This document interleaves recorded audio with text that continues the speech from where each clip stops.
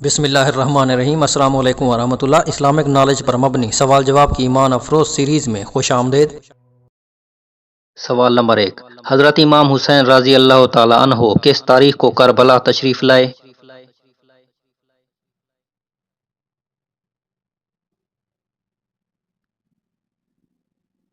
اکثر تاریخی روایات میں آیا ہے کہ امام حسین علیہ السلام اور آپ کے اصحاب 2 محرم الحرام سن 61 ہجری بروز جمعرات کربلا کی سرزمین پر تشریف لائے۔ تاہم دینوری نے کربلا میں امام حسین علیہ السلام کی آمد کی تاریخ کو 1 محرم الحرام 61 ہجری بروز بدھ قرار دیا ہے، اور اس قول کو بھی نظر انداز نہیں کیا جا سکتا۔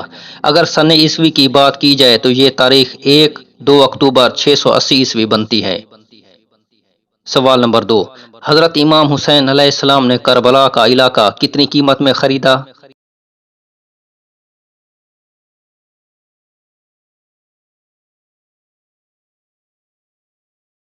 حضرت امام حسین علیہ السلام نے سرزمین کربلا کو، جس کا رقبہ 4 ضرب 4 میل تھا، نینوا اور غازریہ کے باشندوں یعنی بنی اسد سے 60,000 درہم کے عوض خرید لیا، اور ان پر شرط رکھی کہ آپ علیہ السلام کی قبر مبارک کی طرف لوگوں کی رہنمائی کریں گے، اور 3 دن تک ان کی پذیرائی اور ضیافت کا اہتمام بھی کریں گے۔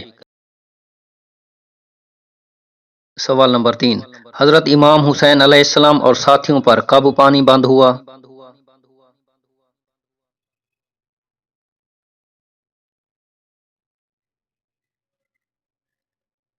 7 محرم الحرام کو ابن زیاد نے عمر بن سعد کو حکم دیا کہ حسین علیہ السلام اور آپ کے اصحاب اور پانی کے درمیان حائل ہو جائے، اور انہیں پانی کا ایک قطرہ بھی نہ پینے دے۔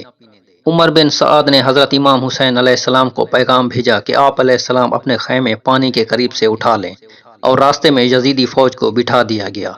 حضرت امام حسین علیہ السلام نے پانی بند کرنے کا یہ ظلم شاید اس لیے برداشت کر لیا کہ کہیں بعد میں لوگ یہ نہ کہیں کہ حضرت امام حسین اور یزیدی فوج میں اصل تنازع پانی کا تھا جس پر لڑائی ہوئی۔ سوال نمبر 4، کربلا میں یزیدی فوج کی تعداد کتنی تھی؟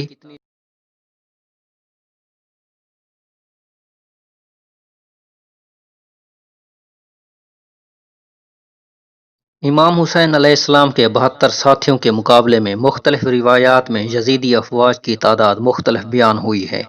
14,000، 22,000، 28,000، 30,000، 35,000، 6,000، 20,000، 31,000، 32,000۔